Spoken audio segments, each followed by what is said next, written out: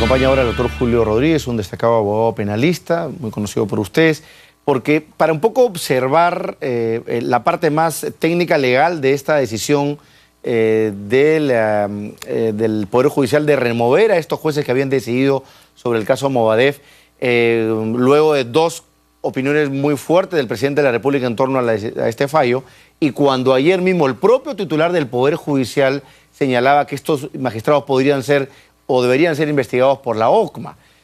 Yo tenía entendido que la OCMA se abocaba a investigar eventuales posibles casos de inconducta o de irregularidades en el proceso de un fallo, en la emisión de los fallos.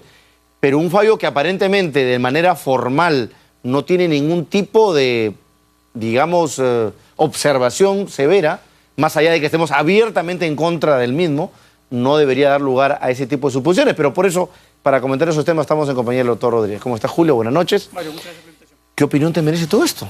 Bueno, definitivamente consternado porque dentro de un Estado democrático de derecho tiene que haber un equilibrio natural entre todos los poderes. Y que una decisión del Poder Judicial no sea popular no tiene por qué ser generadora de la exclusión de la función que cumplen estos magistrados. Eso me parece realmente un gravísimo error, porque el mensaje detrás es: yo tengo que ser un magistrado que vota según la opinión publicada, porque ni siquiera es al final la opinión pública en sí misma, sino lo que publican los medios y lo que presionan los medios o el otro poder del Estado. O lo que diga el presidente, o los políticos, o los congresistas. Esa va a tener que ser mi posición, porque si no, lo contrario va a tener que... O sea, ese es el fin de la seguridad jurídica en el Perú. No. O sea, es el fin de nuestras garantías constitucionales, el fin del Estado de Derecho. Del Estado de Derecho como tal, porque ese equilibrio natural tiene que mantenerse allí, porque recuerda tú lo que ha sucedido en otros países y tenemos ejemplos reiterados, como en los Estados Unidos un fiscal distrital citó al presidente a su despacho y tuvo que comparecer y declarar. Eso es la muestra más palpable de que hay una democracia correctamente constituida en un balance de poderes. Acá lo que está sucediendo es una presión que se puede hacer respecto de unos magistrados que tomaron una decisión que es criticable, opinable por todos, sí, claro. Esta opinión tiene que ir restringida a alguna autoridad, tampoco. Porque yo puedo opinar libremente de cualquier resolución. Está reconocido en la Constitución. Claro, y las partes involucradas tienen derecho a impugnarla. Pero lo que yo no puedo hacer, una vez que la resolución es criticada, generar la posibilidad de que, porque no me gusta la resolución, estas personas no solo tienen que ser investigadas por el órgano de control, que tiene una función totalmente distinta, y peor aún, removidos de su cargo. O sea, aquí, como decía Carlos Osorio en su momento, tú para que el titular del Poder Judicial diga eso, tienes que sospechar de que estos señores han actuado de manera corrupta, que son prosenderistas, de que han cometido prevaricato, y hasta donde sé, yo he estado leyendo las opiniones de diferentes abogados y magistrados, ninguna de esas condiciones. O sea, se habla más bien de falta de suficientes elementos probatorios, y César Nakazaki hoy día hablaba en El Comercio de eso, y de riesgo procesal, creo que así se le llama. Correcto. Bajo tu juicio, bajo tu, digamos, tu perspectiva técnica, ¿qué has visto tú? O sea, ¿qué es lo que ha determinado que se le haya cambiado su situación de procesal de detenidos a comparecientes? Mira, yo he visto y he leído con detenimiento la resolución, que tiene 18 páginas. No he visto el contenido del expediente. Entonces, lo que yo te puedo decir es lo que veo en la resolución. Y lo que a veces se ha perdido de vista es que para este tipo de decisiones ya está vigente el Código Procesal Penal. Por lo tanto, si es que una persona es mantenida o no en una situación de detención preventiva, depende de quien la solicita. Y quien la solicita es el fiscal. Y él tiene que defender su solicitud y él tiene que acompañar los elementos de convicción para que de esta manera el juez pueda decidir si mantiene una detención preventiva o simplemente la deja sin efecto. Y esto definitivamente, a la luz de lo que yo leo en el texto tiene una posición que, si se corresponde con lo que efectivamente hay en el expediente, es una decisión correcta. O sea, es lógico, hay un supuesto y una consecuencia normal, digamos. Así es. Y si en todo caso habían más elementos de convicción que no han sido presentados, que no han sido desarrollados correctamente, pues se apela. Y no le corresponde al juez, Así le es. corresponde al fiscal. Lo que no podemos dejar pasar por alto el día de hoy es que en el nuevo modelo procesal penal, quien pierde el caso no es el juez, quien pierde el caso es el fiscal. Quien pierde un embargo no es el juez. Quien pierde un embargo es el fiscal. Quien pierde una solicitud de detención preventiva no es el juez, o en este caso el tribunal, sino es el Ministerio Público. Ese es el nuevo rol que toca, muy parecido al sistema anglosajón. Tenemos que tratar de cambiar el chip, imaginarnos a estos tres vocales sentados allí, escuchando los argumentos tanto de la parte que se defiende como que la parte que pide la detención preventiva, y sobre esa base decidir. No le puede tirar un salvavidas a ninguna de las dos partes. Correcto. Si una parte omite, si una parte se equivoca, el juez no puede ayudar a ninguno. Porque no puede hacer el trabajo de completar lo que el otro no planteó. Correcto. O sea, por ejemplo, si al fiscal no completó elementos probatorios, el juez no lo tiene que hacer. No, y no tiene que ni siquiera pues, suspender la audiencia para que los acompañe, no, de ninguna manera. Eso ya significaría que el juez se contaminó y se parcializó, y tendría todo el derecho a recusarlo. Ahora, entonces, ¿cómo entender a Mendoza cuando habla de la OCMA? ¿Qué es debe haber recibido algún tipo de presión del Poder Ejecutivo? O sea, es el presidente del Poder Judicial. O sea, a ver, técnicamente es como que en un partido de fútbol el entrenador, porque empiezan a gritar a uno de sus jugadores, en el siguiente partido lo saca. Cuando tú supones que ese jugador está cumpliendo una función determinada. O sea, para hacer la comparación. Y yo creo que la comparación la comparación podría ser hasta más radical. Es como que desde la tribuna, ¿no es cierto?, grita el presidente de la federación, ¿no es cierto?, inmediatamente me cambian al árbitro. Exacto. Es peor.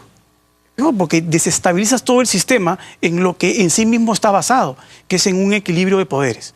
Las decisiones, y yo cuando estuve en España estudiando, mi profesor me dijo algo, y además era un magistrado del Supremo Tribunal Español, me dijo bien claro: los jueces no decidimos para la tribuna, no estamos en un concurso de popularidad. De simpatía. Así es, nosotros lo que tenemos que hacer es resolver de la mano de lo que dice la ley, de la mano de lo que dice la doctrina y de acuerdo a lo que el expediente contiene. Ahora, Julio, esto yo también lo he hecho he extrapolado la preocupación, porque tú sabes que en este momento hay varios procesos, de investigación severos y de persecución al delito en diversos gobiernos regionales, con incluso titulares detenidos y en proceso.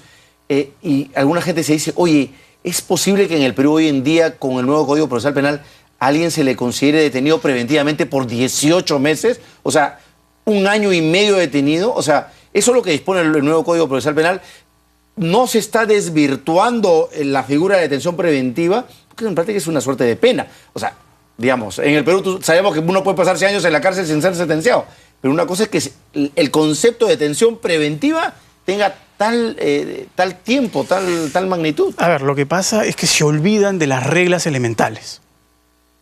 César San Martín tiene un manual muy claro donde explica cómo son las cosas, lo aplica en la Corte Suprema en las causas que pueden llegar. Las causas de libertad no llegan a la Suprema. Ese es un punto importante. Por lo tanto, la Suprema no tiene la posibilidad de comenzar a marcar una pauta, aunque ya ha establecido pautas muy claras, pero no la siguen. Porque la regla en el Perú es que una persona afronte un juicio en libertad. Esa es la regla. La excepción a esa regla es que yo te restrinja tu libertad, comparecencia restringida. No te dejo salir del país, te obligo a dar cuenta de tus actividades al juzgado cada cierto tiempo, registro biométrico, etc. ¿No? Y la excepción de la excepción, es decir, el carácter excepcionalísimo, es la detención. Y acá se está utilizando la excepción en prima ratio, es decir, como lo primero a utilizar. Y como tú dices, 18 meses también es algo terriblemente excepcional.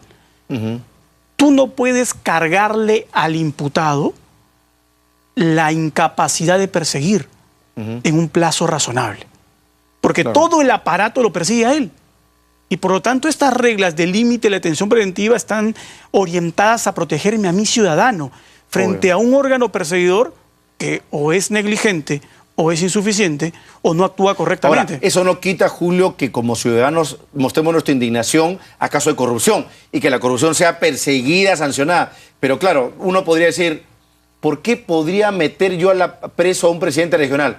Número uno, porque hay peligro de fuga, por las condiciones que hemos dicho. Pero también la gente dirá, oye, mejor que este sujeto salga del cargo porque está que se roba la plata. O está teniendo una gestión muy cuestionada. O sea, hay que entender también la otra parte, o sea, evitar la impunidad. Pero me imagino que hay límites y tiene que haber un cierto equilibrio, ¿no? Y hay mecanismos para evitar eso. El Poder retirarlo del cargo. Claro, definitivamente, suspenderlo del ejercicio del cargo. O sea, hay mecanismos legales para hacerlo. No tengo que yo utilizar la detención como la única medida. Eso es muy peligroso. Y acá se está dando mano a la detención. ¿Tú crees que se está exagerando eso? Enormemente. Jugando demasiado para la tribuna. Enormemente, y además con algo que no podemos pasar por alto.